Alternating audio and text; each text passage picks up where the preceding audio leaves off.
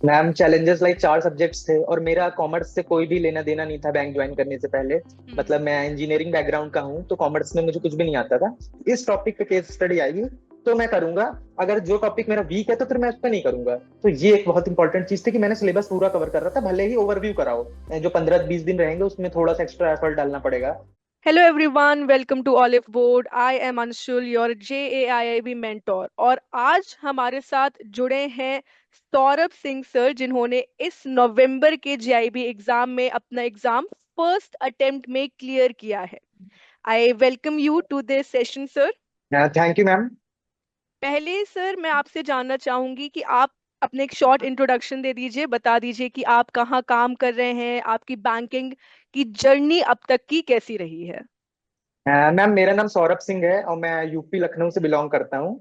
और मैंने multiple banking examination clear करे हैं इस ईयर में। और अभी करेंटली मैं बैंक ऑफ बड़ौदा में as a probationary officer work कर रहा हूँ। और ये मेरा पहला अटेम्प्ट था जीआईबी एग्जाम का, जो कि मैंने नवंबर में दिया था और उसको मैंने क्लियर भी कर लिया आपका फर्स्ट अटेम्प्ट था। है। Yes ma'am. बहुत अच्छे। तो आज हम आपसे जानना चाहेंगे कि आपने प्रिपरेशन कैसे करी। आपने कहा कि इसी साल आपने मल्टीपल बैंकिंग एग्जाम्स भी क्वालिफाई किए, आपने JIB भी क्वालिफाई किया। तो टाइम मैनेजमेंट कैसे किया, हर एक पेपर की स्ट्रैटेजी कैसे बनाई, हर एक चीज, ताकि अब जो एस्पिरेंट्स एग्जाम देने वाले हैं उनको एक क्लियर रोड मैप मिल सके।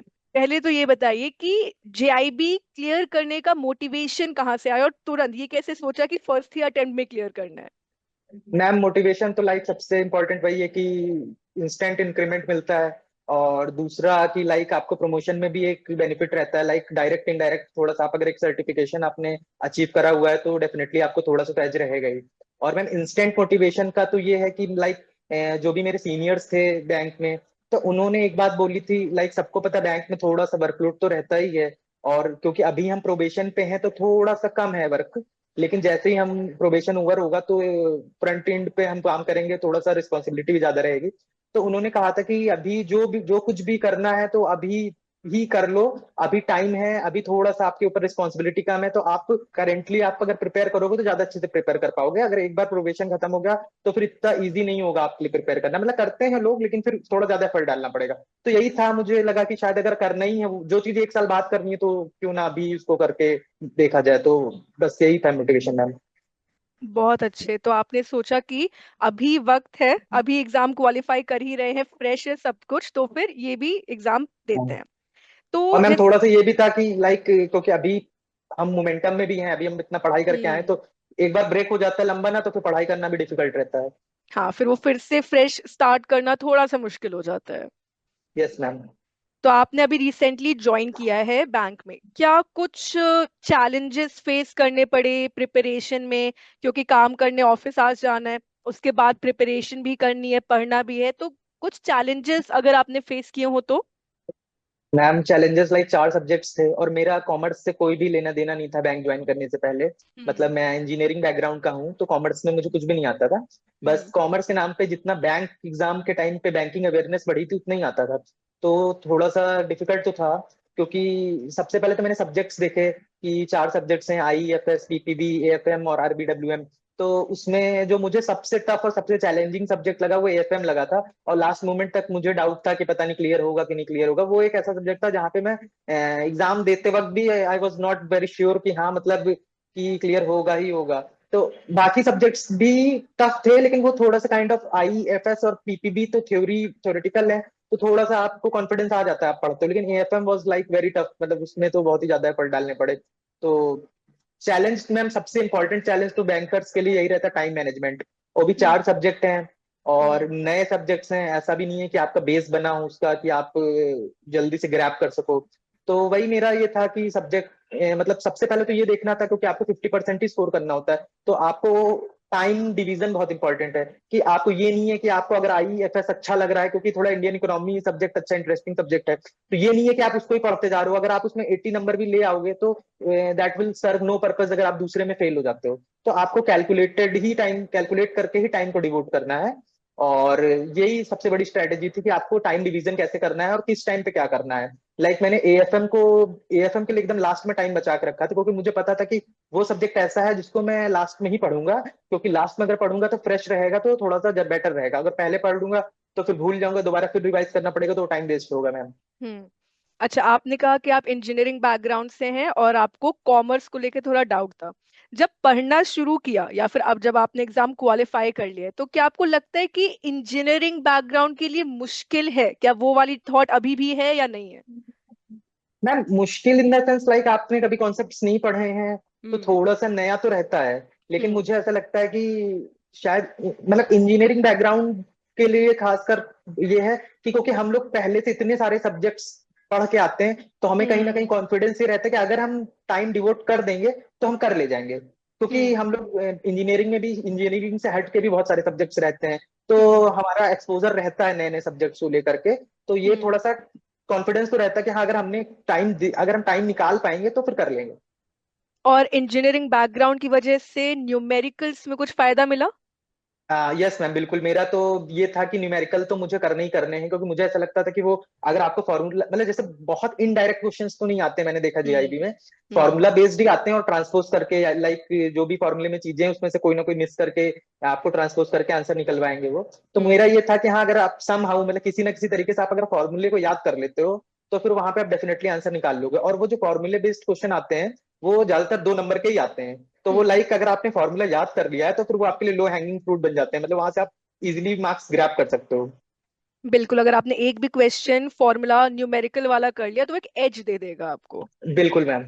न्यूमेरिकल में तो हो सकता है कि डिफिकल्टी उतना ना आई हो, लेकिन केस स्टडी क्वेश्चंस मैंने बहुत सारे एस्पिरेंट से सुना है कि क्वेश्चंस लेंदी होते हैं, सिनारियो दिए जाते हैं, डायरेक्ट क्वेश्चन यस नहीं मैम। मिलता।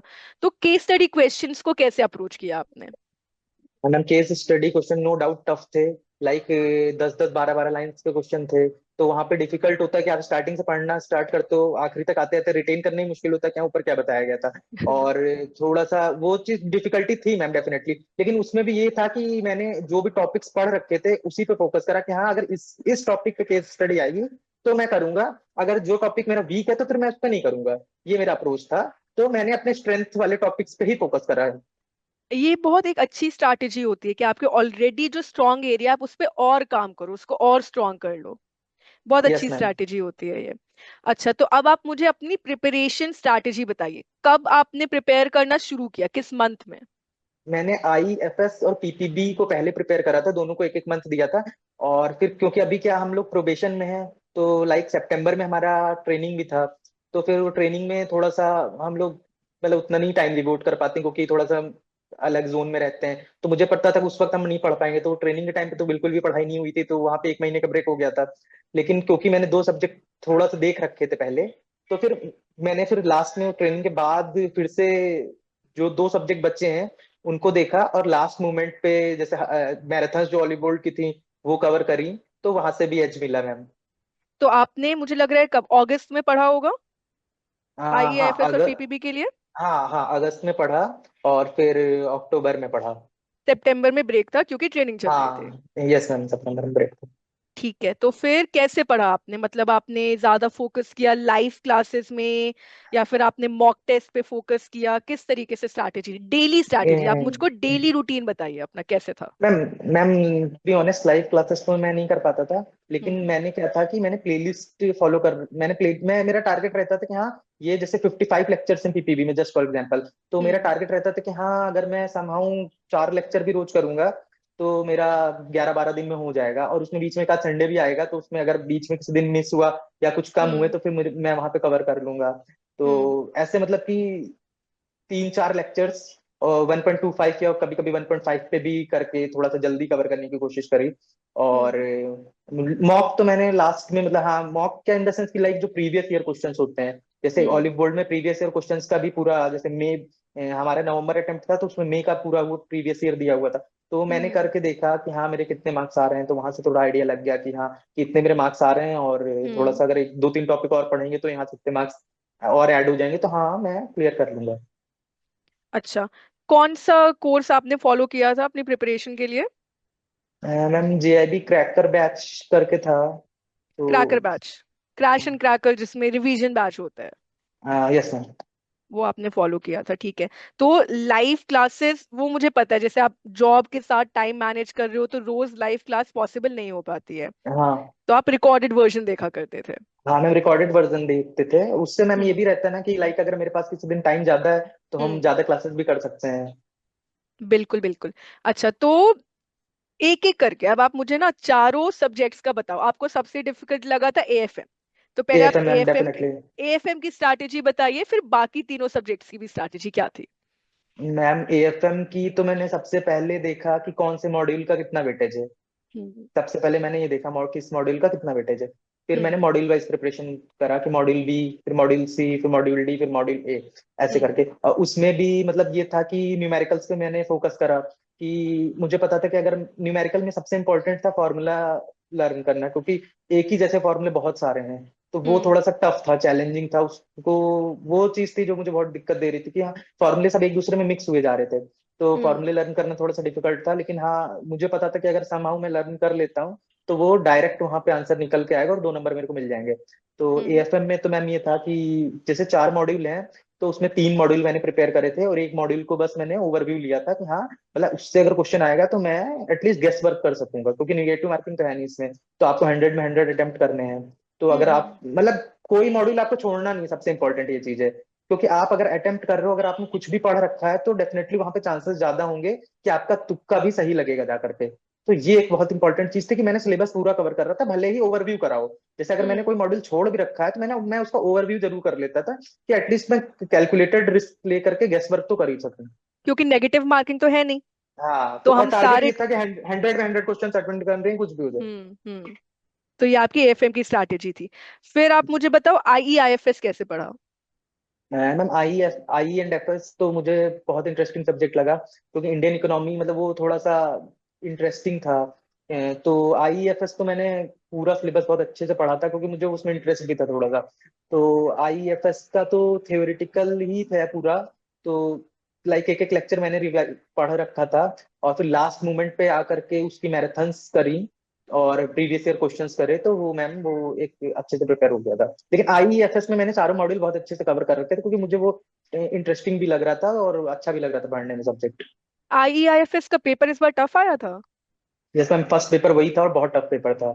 मतलब मैंने उसमें सबसे ज्यादा पढ़ाई करी थी, लेकिन फिर भी मतलब उसमें उतने मार्क्स नहीं आए। तो हम्म। मुझे उस वक्त रियलाइज हुआ कि अगर मैं एक भी मॉड्यूल छोड़ के गया होता तो शायद मैं क्लियर नहीं कर पाता ये आईईएफएस का एग्जाम। इंस्टीट्यूट ये चीज कर रही है कि वो हर साल कोई ना कोई पेपर ऐसा टफ यस बना मैम। देते हैं। हाँ मैम, मतलब उसमें ये था कि उस वक्त मुझे ये रियलाइज हुआ चारों मॉड्यूल कवर हम्म करना कितना जरूरी है, कि अगर एक भी मॉड्यूल छूटता तो फिर वो मार्क्स नीचे हो जाते और फिर दिक्कत हो जाती। और क्योंकि पहले ही पेपर था आईईएफएस का, तो फिर उसके बाद हम्म। मोराल भी डाउन हो जाता है। कॉन्फिडेंस बहुत जरूरी होता है। मैम ये चीज बहुत इंपॉर्टेंट, क्योंकि मुझे पता था 2 तारीख को पहला ही पेपर है आईईएफएस का। तो हम्म। कुछ भी हो जाए आईईएफएस तो क्लियर करना ही है, अगर वो नहीं क्लियर हुआ तो आगे फिर नहीं हो पाएगा।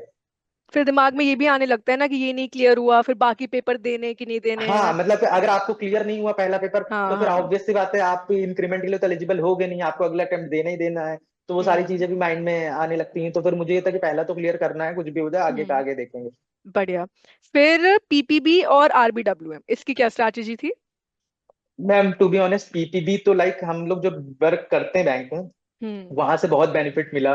लाइक हम्म पीपीबी वही चीज है जो हम मतलब सारी चीजें तो नहीं, लेकिन most of the part PPB का वही है जो बैंक में हम डेली ऑपरेशंस परफॉर्म करते हैं। और हम्म क्योंकि हम लोग अभी प्रोबेशन में है तो हम लोग ट्रेनिंग में भी थे, तो वहां पे भी हम लोग को पढ़ाया जाता था। लाइक हम लोग हम्म की 1 मंथ लाइक 3 वीक्स की ट्रेनिंग स्टार्टिंग में हुई थी, और फिर अभी सितंबर में जो हमारी ट्रेनिंग हुई थी उसमें भी। तो लाइक वही सारी चीजें सर्कुलर्स और थ्योरेटिकल वहां पे प्रेजेंटेशन प्रेजेंटेशन होती थी। तो लाइक हम्म घूम घूम के वही वही चीजें रहती थी। तो वहां से भी पीपीबी में हेल्प मिली। तो पीपीबी ग्रैप करने में इजी थोड़ी आसानी हुई। फिर मैंने सारे लेक्चर्स फॉलो करे, ऑलिव बोर्ड पे जो भी जितने भी लेक्चर्स थे वो फॉलो करे। तो वहां से मुझे थोड़ा सा जल्दी ग्रैप हुआ, पीपीबी मुझे उतना दिक्कत नहीं आया, क्योंकि हम बैंक में वर्क कर रहे हैं तो हमारे लिए तो वो हम्म। हमारा कोर है पीपीबी। वही डेली जो बैंकिंग प्रैक्टिसेस हैं वही सब हमको यस पढ़ने मैम। हैं। Retail banking fourth paper. Ma'am RBWM के लिए मैंने बस सबसे कम टाइम मैंने आरबीडब्ल्यूएम में ही दिया था। हाँ। और क्योंकि एक्चुअली आरबीडब्ल्यूएम के लिए मैंने पहले ही बिना पढ़े एक हम्म मॉक दिया था ऑलिव गोल्ड का मे वाला। हम्म हम्म तो उसमें मेरे 35-36 नंबर आए थे। तो हम्म कॉन्फिडेंस आ गया कि हाँ यार, अगर बिना पढ़े इतने आ रहे हैं तो एक बार सिलेबस कवर कर लेंगे तो फिर हम्म हो जाएगा। तो फिर ऑल ये आरबीडब्ल्यूएम के लिए लास्ट में 1 वीक मिला था। हाँ 8-9 को पेपर हो गया था, तो 16 को पेपर था आरबीडब्ल्यूएम का। तो मेरा हाँ। शुरू से क्लियर था कि वो जो 5-6 दिन होंगे उसी में मैं आरबीडब्ल्यूएम का पूरा सिलेबस कवर करूंगा।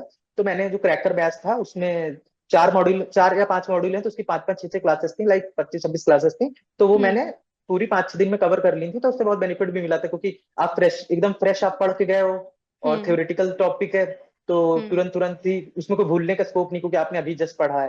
तो हम्म। वो बस पढ़ा, तो उसमें रिवीजन करने की भी जरूरत नहीं पड़ी, क्योंकि आप उसी वीक में पढ़ रहे हो, और जस्ट जाके आपने पेपर दिया तो वो हो गया आराम से। आरबीडब्ल्यूएम में कुछ कॉमन टॉपिक्स भी है ना जो आप पहले के, जैसे यस मैम। पीपीबी में, हाँ आरबीडब्ल्यूएम में। हाँ, कि अगर आपने पीपीबी और आईईएफएस अच्छे से पढ़ रखा है तो आरबीडब्ल्यू में आपको बहुत बेनिफिट मिलेगा। तो आपको कॉमन टॉपिक्स देखने को मिले थे वहां पे। हाँ मैम बिल्कुल। और मैम थोड़ा सा नॉलेज भी बिल्ट हो जाती है ना, तो वही मुझे ऐसा एक चीज लगी कि अगर हम्म आप पीपीबी और आईईएफएस अच्छे से पढ़ के गए हो, तो आप हम्म आरबीडब्ल्यू में जो गेस वर्क भी करोगे ना, वो भी आपका सही लगेगा, क्योंकि आपके हम्म बैक ऑफ द माइंड थोड़ा सा टॉपिक्स बिल्टअप हो गए हैं। हम्म। तो आपका गेस वर्क भी ज्यादा, चांसेस ज्यादा है कि आपके आंसर सही निकलेंगे। बहुत अच्छा, तो काफी अच्छी स्ट्रैटेजी आपने, मुझे लग रहा है कि आपने प्रिपरेशन से पहले सारे पेपर्स को अच्छे से एनालाइज कर लिया था कि किस मैम पेपर। एक्चुअली क्या है ना कि हम्म हम लोग का शेड्यूल पूरा प्रोबेशन का पहले से डिक्लेयर था कि हम इस टाइम पे यहाँ पे रहेंगे, और हम्म ये हमारा मॉड्यूल, मतलब हमारे ट्रेनिंग का मॉड्यूल रहेगा। तो मुझे हम्म पता था किस टाइम पे मैं टाइम दे पाऊंगा, लाइक मुझे पहले से पता था जब मैं ट्रेनिंग पे रहूंगा पुणे में, तो I will not be able to devote time. तो मैं हाँ। उसी हिसाब से प्रिपेयर कर रहा था कि हाँ ठीक है, मुझे फिर ट्रेनिंग से वापस आने के बाद जो 15-20 दिन रहेंगे उसमें थोड़ा सा एक्स्ट्रा एफर्ट डालना पड़ेगा। तो वही जो आपने बोला कि हाँ पहले से ही बाइफरकेट कर लिया कि हाँ इस टाइम पे इस चीज को पढ़ना है। सिलेबस को जानना, मॉड्यूल के वेटेज को समझना, ये सब बहुत इंपॉर्टेंट होता है किसी भी बिल्कुल। एग्जाम के प्रिपरेशन के पहले। Yes ma'am. और इसके लिए जैसे अगर मैं आपसे पूछूं कि आपके लिए सबसे बेनिफिशियल क्या रहा, जो आपने लाइव क्लासेस, आपने रिकॉर्डेड क्लासेस देखी, या आपने कहा कि आपने मैराथन सेशन अटेंड किया, आपने कुछ मॉक टेस्ट भी दिया, तो आपके हिसाब से एक परफेक्ट बैलेंस क्या होना चाहिए प्रिपरेशन के लिए।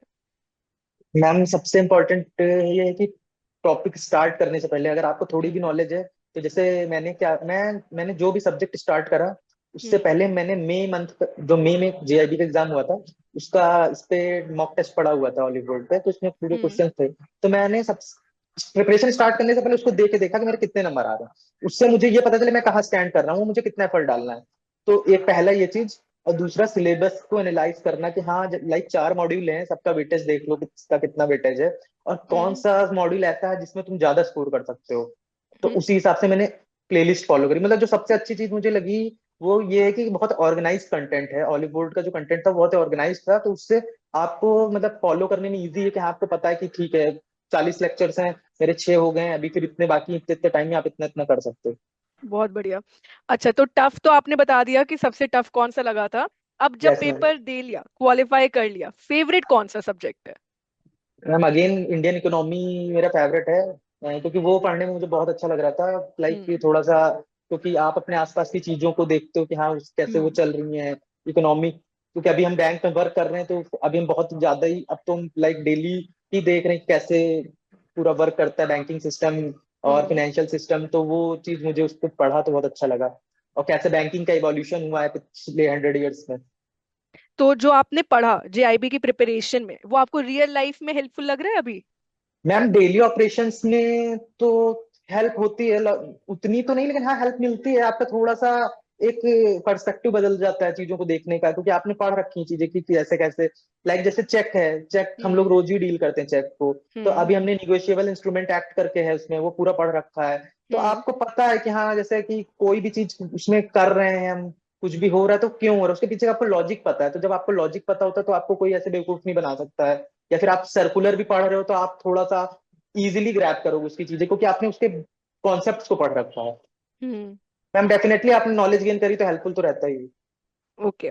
और जेआईबी क्वालिफाई करने के बाद कॉन्फिडेंस बूस्ट हुआ है। मैम कॉन्फिडेंस तो डेफिनेटली बूस्ट हुआ है, क्योंकि मतलब हम्म इतने शॉर्ट इंटरवल ऑफ टाइम में, वो भी कॉमर्स का कोई भी बैकग्राउंड नहीं था मेरा। तो मतलब हाँ ये लगा कि हाँ मतलब कि अगर आप थोड़ा सा स्मार्टली स्ट्रेटेजाइज करो, और हम्म सही रिसोर्सेज फॉलो करो, और थोड़ा सा टाइम डिवोट करो। मैम टाइम डिवोट करना हम्म। तो थोड़ा डिफिकल्ट है बैंकिंग में रह के, लेकिन अगर आप सम हाउ कर लेते हो तो फिर डेफिनेटली आप कर ले जाओगे चीज। एक गेम प्लान, स्ट्रैटेजी होना बहुत जरूरी है। बिल्कुल आप मैम। आपको ऑलिव बोर्ड से पढ़ने के लिए कहाँ से सजेशन मिला था, कहाँ से आपने सोचा कि ऑलिव बोर्ड से कोर्स लेना है? मैम मैंने जेआईबी का जब फॉर्म आया था तो मैंने ऐसे यूट्यूब पे रैंडम वीडियोस देखे थे कुछ, जैसे जो पिछले साल जो लोगों ने क्लियर कर रखा है, मतलब हम्म। लास्ट के कुछ ईयर्स में। तो हम्म। उसमें से कई लोगों ने ऐसा बोला कि हाँ ऑलिव बोर्ड का कोर्स अच्छा है। और हम्म। वैसे जब मैं बैंक की भी प्रिपरेशन कर रहा था तो उस टाइम पे भी मैंने ऑलिव बोर्ड के मॉक टेस्ट सॉल्व कर रखे थे। और कई हम्म। क्लासेस भी कर रखी थी, लाइक जीए में वहाँ पे शीतल मैम करके हैं, तो हम्म। उनकी क्लासेस कर रखी हैं। और मॉक टेस्ट तो ऑलिव बोर्ड का रेगुलरली यूज करते थे, मतलब ऑलिव बोर्ड डेफिनेटली था, ऑलिव बोर्ड से हम लोग यूज टू थे।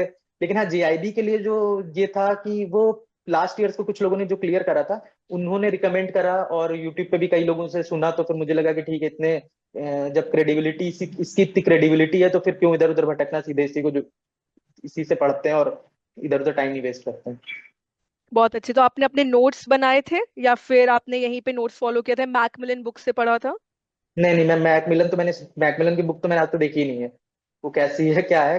वो हाँ। मैंने नहीं देखी आज तक कैसी। मुझे पता था मैम कि इतना टाइम नहीं है कि हम खुद पढ़ के नोट बना करके हम्म। उसको पढ़ें। वो टाइम, मैम लाइक टाइम बहुत ज्यादा इंपॉर्टेंट है। वो टाइम है ही नहीं, तो अभी इतना टाइम नहीं है कि हम उसमें पढ़ें, नोट्स बनाएं, उसमें क्या इंपॉर्टेंट है उसको मार्क करें। तो उससे बेटर है कि जब हमें कंटेंट मिल रहा है तो उसको ही फॉलो करो सीधे। और कंटेंट आपको सही लगा, रिवीजन करने में इजी रहा था? यस। यस मैम, कंटेंट मतलब सही था, लाइक ऐसा ये था कि वो सबसे अच्छी चीज जो मुझे ये लगी कि हम्म। जो भी सर लोगों ने पढ़ाया, तो उनका ये क्लियर फंडा था कि हाँ किस लिए पढ़ा रहे हैं। भाई आपको जीआईबी एग्जाम क्लियर करना है, हम आपको हम्म। उस लिए पढ़ा रहे हैं, हम आपको लाइक ऐसा नहीं पीएचडी नहीं करा रहे हैं। हम्म। आपको अगर वो नॉलेज चाहिए तो आप उसके लिए दूसरे कोर्सेज आप वो फॉलो करिए, लेकिन यहाँ पे जीआईबी की प्रिपरेशन हो रही है और सारे बैंक वाले ही उसमें हैं, तो सबके पास हम्म। लिमिटेड टाइम है। तो वो हम्म। उसी हिसाब से पढ़ा रहे थे कि कम टाइम में ज्यादा रिवॉल्ट कैसे आप निकालो। बहुत अच्छे। तो अब मुझे लग रहा है आपने इतने डिटेल में बताया है हर एक पेपर के बारे में कि आपने कैसे प्रिपेयर किया, क्या क्या कमी हो सकती है, अगर आप ये करोगे तो वो गलत हो जाएगा, अगर आप ये करोगे तो बेनिफिशियल होगा। जैसे एग्जाम एनालिसिस बहुत इंपॉर्टेंट है, यस मैम। प्रिपेयर करने से पहले सिलेबस को समझना। तो बिल्कुल मैम। एट द एंड, अब जो एस्पिरेंट्स 2026 के मे एग्जाम के लिए तैयारी कर रहे हैं, आप अपनी तरफ से उनको क्या एक एडवाइस देना चाहोगे, एक प्रॉपर स्ट्रैटेजी फाइनल, जो आपको लगता है कि अगर वो फॉलो करेंगे तो डेफिनेटली उनका एग्जाम क्वालिफाई होगा?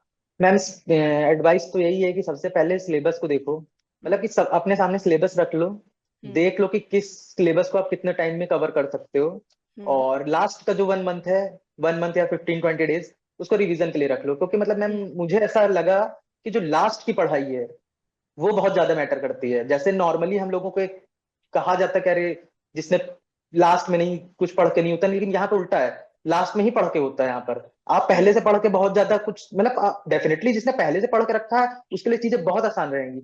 लेकिन जो लास्ट का 1 और 2 मंथ होता है ना, वो गेम चेंजिंग होता है। उसमें हम्म। अगर आपने मेहनत कर ली तो आप इजिली क्रैक कर लोगे।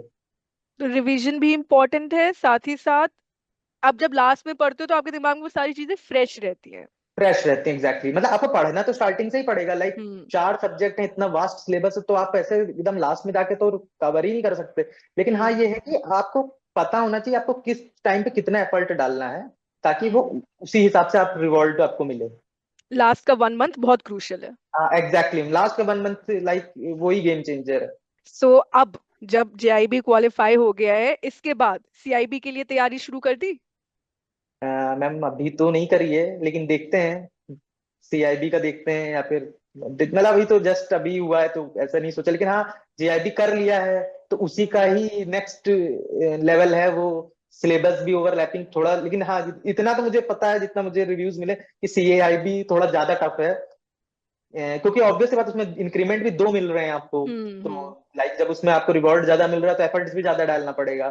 तो देखते हैं, वंस आई विल डिसाइड कि हाँ अभी सीआईबी के लिए प्रिपेयर करना है, तो फिर then I will analyse the syllabus and नहीं, प्रिपेयर आप अकॉर्डिंगली। जब डिसाइड कर लोगे आप पहली बार में सीआईबी भी क्लियर कर लोगे, क्योंकि आपकी अरे थैंक यू स्ट्रैटेजी मैम। बहुत बहुत क्लियर स्ट्रैटेजी है, आपने बहुत कंसाइज तरीके से आपने प्रिपरेशन की है। सो डेफिनेटली सीआईबी हो या कोई भी सर्टिफिकेशन कोर्स हो, आप सोचोगे you will definitely get through. Thank you ma'am. So I think this was a very useful session। जो भी प्रिपेयर कर रहा होगा उसको बहुत मोटिवेशन मिलेगा कि आराम से आप जेआईबी को फर्स्ट अटेम्प्ट में सही स्ट्रैटेजी के साथ क्लियर कर सकते हैं। आई thank you yes ma'am. So much Saurabh sir कि आप हमारे साथ जुड़े, आपने इतनी valuable insights the. And I wish you all the very best. कि आप अभी जहाँ काम कर रहे हैं या आप आगे जो भी एग्जाम की तैयारी करेंगे आपको सब जगह सक्सेस मिले। So all the very best to you sir. Thank you so much ma'am.